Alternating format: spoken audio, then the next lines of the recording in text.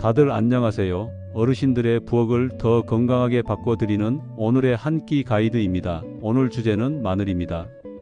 그런데 그냥 마늘이 아닙니다. 마늘의 힘을 최대치로 끌어올리는 똑똑한 먹는 법과 하루 적정량, 그리고 꼭 알아야 할 주의사항까지 한 번에 정리해 드릴게요. 영상이 도움이 된다면 지금 좋아요 한번 눌러주시고 끝까지 들으시다 유용했다 싶으면 구독도 부탁드립니다. 처음에 약속부터 드릴게요. 오늘 들으시면 3가지가 달라집니다. 첫째, 마늘을 어떻게 손질해야 효능이 살아나는지 감이 옵니다. 둘째, 생마늘과 익힌 마늘, 흑마늘과 장아찌처럼 형태가 달라질 때 장단점이 무엇인지 구분할 수 있습니다. 셋째, 나에게 맞는 하루 양과 속 편하게 먹는 요령, 약 드시는 분들이 특히 조심할 점까지 정리해 가실 수 있습니다. 그럼 차근차근 가볼까요? 마늘의 비밀은 자르면 깨어난다에 있습니다. 마늘을 자르거나 다지면 마늘 속 효소가 깨어나면서 별 냄새 없던 물질이 톡 쏘는 향과 힘을 가진 물질로 바뀝니다. 이때 만들어지는 것이 바로 우리가 흔히 말하는 마늘의 좋은 성분들이에요. 그래서 첫 번째 핵심은 손질 순서입니다. 통째로 가열하기보다 먼저 썰고 다지고 부수고 잠깐 쉬게 한 뒤 조리하는 겁니다. 구체적으로 어떻게 하느냐? 아주 간단합니다. 마늘을 얇게 썰거나 다진 뒤 5분에서 10분 정도 그대로 둡니다. 그 사이에 효소 반응이 진행되고 좋은 성분이 활성화됩니다. 그 다음에 굽거나 볶거나 끓이시면 됩니다. 통마늘을 바로 탕에 넣고 오래 끓이면 향은 좋지만 활성 반응이 충분히 일어나기 전에 연로 효소가 먼저 꺼질 수 있어요. 그러니 손질을 먼저, 열은 나중 기억해 주세요.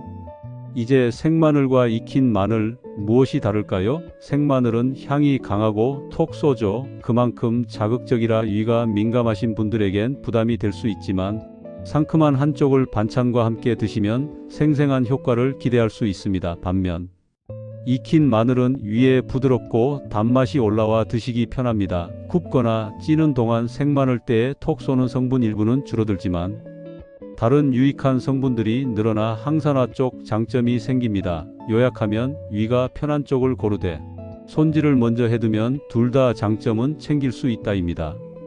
그럼 형식별로 실전 팁을 드릴게요. 생으로 먹기. 반찬에 바로 곁들이실 때는 쪽을 얇게 썰거나 다져서 두부, 삶은 브로콜리, 토마토, 오이 무침에 살짝 뿌려보세요. 공복엔 속이 쓰릴 수 있으니 식사 중간이나 후반에 드시면 편합니다.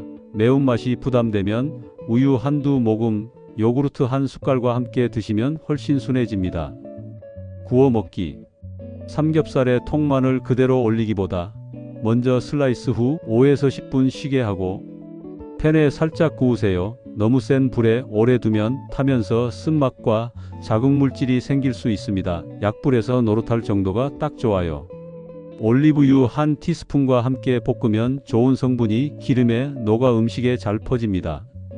탕국조림. 닭백숙, 미역국, 된장찌개에 넣을 땐 통마늘 대신 편으로 썰어 먼저 510분 두었다가 마지막에 넣고 한 소끔만 더 끓이세요. 향이 살아있고 부담도 적습니다. 장아찌.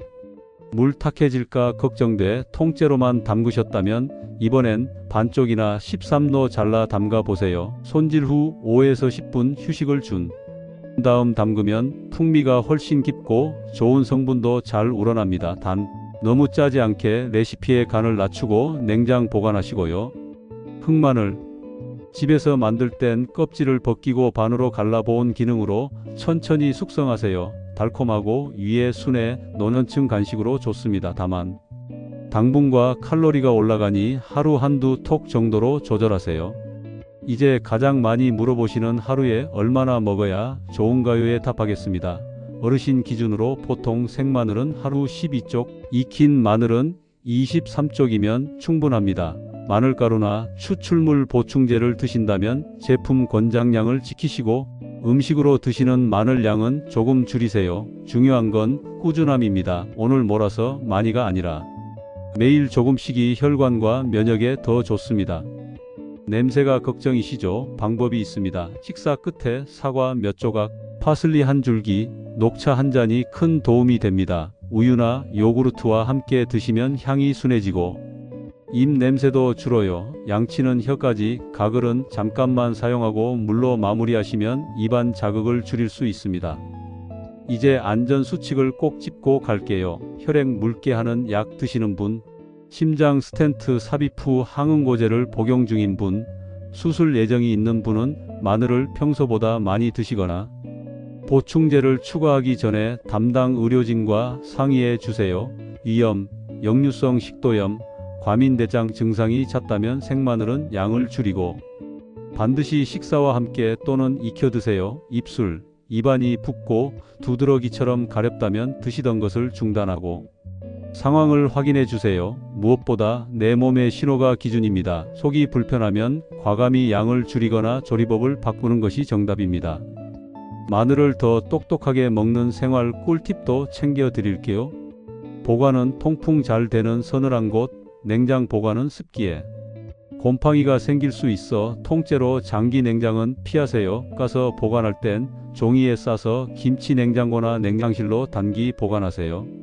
싹이 났다고 다 버리실 필요는 없습니다. 초록 싹은 쌉싸래하고 알싸하지만 항산화가 오히려 늘었다는 보고도 있습니다. 쓴맛만 걷어내고 사용하세요.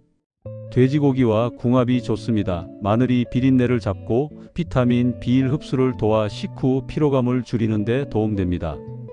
토마토, 올리브유와 함께 쓰면 항산화 성분의 흡수가 한층 좋아집니다. 타지 않게 하세요. 마늘을 센 불에서 바삭하게 태우면 쓴맛과 자극물질이 생깁니다. 약불에서 천천히 황금빛이 돌 때 멈추는 것이 포인트입니다. 여기까지 들으셨다면 오늘 저녁 바로 실천 가능한 7일 미니 루틴 드릴게요. 데이 1저녁 반찬 중간에 생마늘 얇게 썬 것 반쪽만 시도해보기, 우유 한 모금 곁들이기. 데이 2 구운 채소에 올리브유 한 티스푼과 얇게 썬 마늘을 약불로 살짝 볶아 곁들이기. 데이 3 국이나 찌개엔 통마늘 대신 편마늘로 바꿔 넣고 한 소끔 추가만 하기. 데이 4 삶은 두부 위에 다진 마늘 아주 소량과 간장 한 방울, 쪽파로 간단 반찬 만들기. 데이 5 흑마늘 한 톡을 오후 간식으로 물 한 컵과 함께 천천히 씹어 먹기. 데이 6 마늘장아찌 반쪽과 방울토마토, 견과류 소량을 함께 곁들인 저녁 상차림 만들기. 데이 7 한 주를 돌아보고 속이 편한 조리법과 양을 내 방식으로 기록하기. 이렇게 일주일만 해보시면 내 위장이 편한 양과 조리법이 잡힙니다. 그리고 여기서 한 가지만 평생 습관으로 붙들어 보세요. 마늘은 먼저 자르고 510분 쉬게 한 후 조리한다. 이 한 줄만 지켜도 오늘보다 내일이 더 건강해집니다. 이쯤에서 자주 받는 질문 몇 가지에 짧게 답드립니다. Q 공복에 생마늘 먹어도 되나요? A. 위가 튼튼한 분도 자극이 큽니다. 가능하면 식사 중간이나 후반에 반찬과 함께 드세요. Q. 마늘 캡슐과 음식으로 먹는 것 무엇이 좋나요? A. 캡슐은 편하고 표준화된 장점, 음식은 다른 재료와의 시너지가 장점입니다. 약 드시면 캡슐 전 담당자와 상의, 그렇지 않다면 음식으로 조금씩 꾸준히를 기본으로 하세요. Q. 얼마나 오래 먹어야 효과가 느껴지나요? A. 보통 48주 정도 꾸준히 드시면 식후 더부룩함 감소, 손발 차가움 완화, 피로감 개선을 호소하는 분들이 많습니다. 개인차가 있으니 너무 조급해하지 마세요. 이제 오늘의 한 줄 정리입니다. 마늘은 먼저 자르고 잠깐 쉬게 한 뒤 식사와 함께 하루 생 12쪽, 익힘 23쪽 정도를 꾸준히 드세요. 위가 예민하면 익혀 드시고 혈액 묽게 하는 약을 드시거나 수술 계획이 있으면 양을 늘리기 전에 꼭 상의하세요. 마지막으로 마늘은 혼자 먹을 때보다 좋은 기름, 토마토, 두부, 돼지고기와 함께 먹을 때 효능이 더 또렷해집니다. 끝까지 함께 해주셔서 감사합니다. 오늘 내용이 마음에 드셨다면 화면을 2번 터치해 주시고 어르신 건강 식탁 콘텐츠를 계속 받아보시려면 구독과 알림 설정도 부탁드립니다. 내일 식탁에서 바로 써먹을 수 있는 현실 꿀팁으로 또 찾아뵐게요. 건강하고 편안한 저녁 보내세요.